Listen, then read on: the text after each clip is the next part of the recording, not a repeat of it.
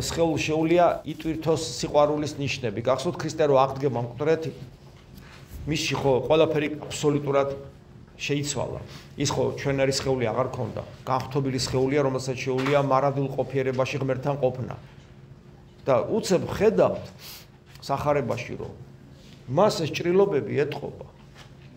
რა უცნაურია. ესე იგი მისი ადამიანური ბუნება განხთობილი იყო მანამდე, მაგრამ განხთობის საბოლოო ფაზაში შევიდა და უკვე მატერიალურ კანონებს აღარ ემორჩილება. მანამდე მისი თავისი ნებით იყო, თავისი ნებით ემორჩილებოდა ის მატერიალურ კანონებს.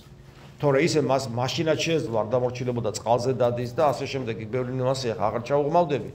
ყველაფერი ჩვეულებრივად ყოფილიყო ისე როგორც აღდგომის მერე იყო, მაგრამ ის ამას შეგნებულად აკეთებს რომ შია, შეგნებულად აკეთებს რომ ტყივა, რომ სიკვდილის ეშინია, რომ ღმერთისაგან მიტოვებულობას გზნობს. ეს მართლა გზნობს, მართლაში ამართლა ტკივა, მაგრამ ამას თავის გადაწყვეტილებით აკეთებს.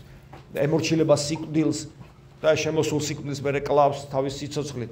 მაგრამ როცა აღდგება მკვდრეთით, ეს უკვე მორჩა სხვა არის უძლურებები გააქრო თავის თავში ბოლომდე. ესეც მისი ნება იყო, ეს მერე მომხდარიყო სიცოცხლის გამარჯვებით სიკვდილზე. მაგრამ ეს ჭრილობები შეინარჩუნა.